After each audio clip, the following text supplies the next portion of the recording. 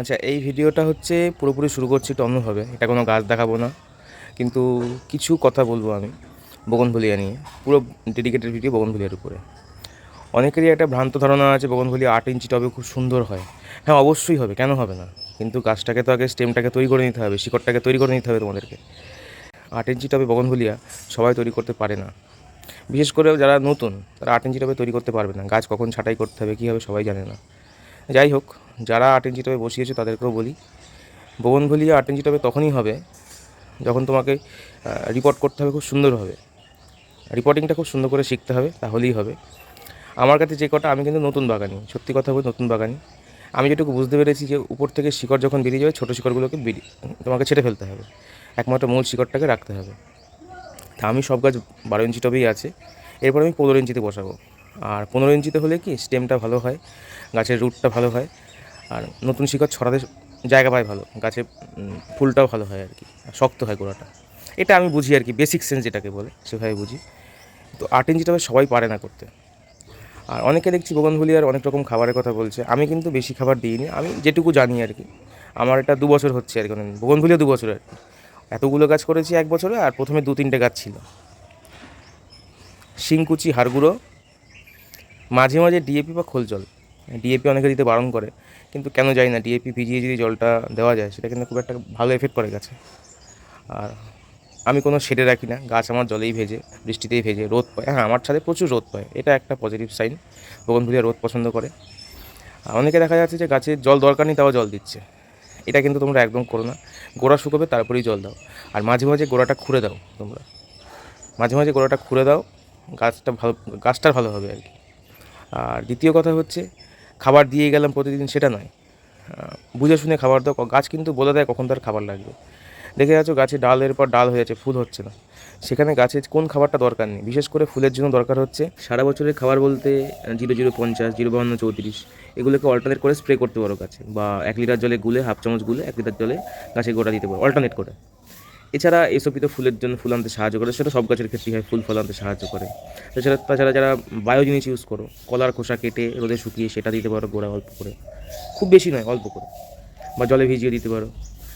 আর তারপরে হচ্ছে আরেকটা জিনিস বলি, গাছের সবথেকে যেটা দরকার, যে গাছ বাড়ছে যেটা সবথেকে বেশি দরকার, সেটা হচ্ছে প্রুনিং করাটা।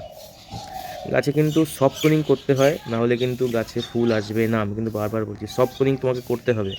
হার্ড প্রুনিং করতে হবে, কখন সফট প্রুনিং করতে হবে এটা কিন্তু জানতে হবে তোমাদেরকে।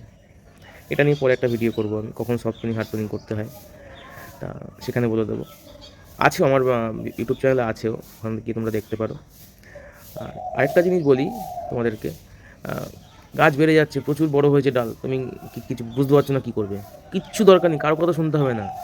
মোটামুটি 2 ফুট বা 1.5 ফুট রেখে গাছটাকে ওখান থেকে কেটে দাও, ডালটাকে উপরে একটু হলুদ লাগিয়ে দাও বা সাফ লাগিয়ে দাও, গুঁড়ো হলুদ লাগিয়ে দাও, কাঁচা হলুদ লাগিয়ে দাও, সাফ লাগিয়ে দাও।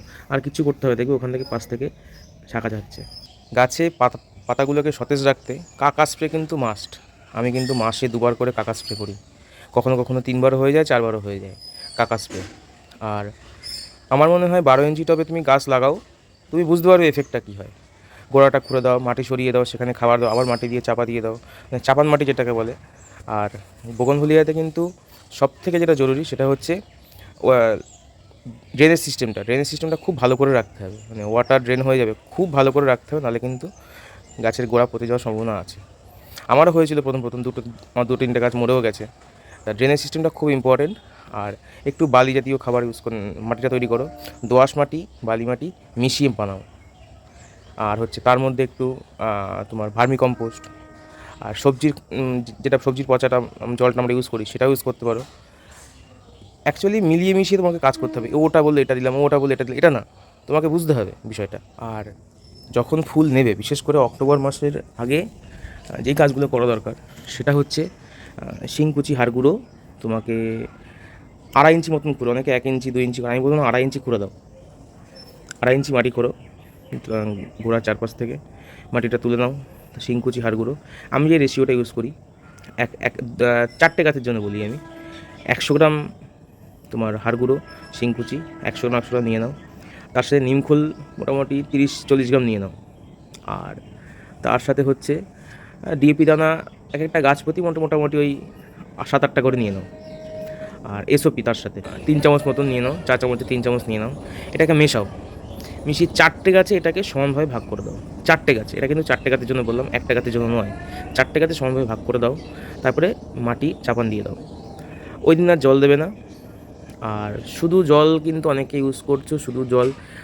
হিউমিক অ্যাসিড যদি তোমাদের কাছে কারো থাকে, হিউমিক অ্যাসিডটা দাও, শিকড়কে বাড়তে সাহায্য করে, শিকড়ের হেলথ ভালো রাখে হিউমিক অ্যাসিড, এটা তোমরা দিতে পারো। এটাই করো আর কি, বেশি কিছু দরকার নেই, এটুকু করলেই হবে। আমি এগুলো করেই ফল পেয়েছি, তাই তোমাদেরকে এটা বললাম। এবার কে কী করে সেটা আমি জানি না, এটা একান্ত আমার মতামত। যাই হোক, ভিডিও এখানেই শেষ করছি, টাটা।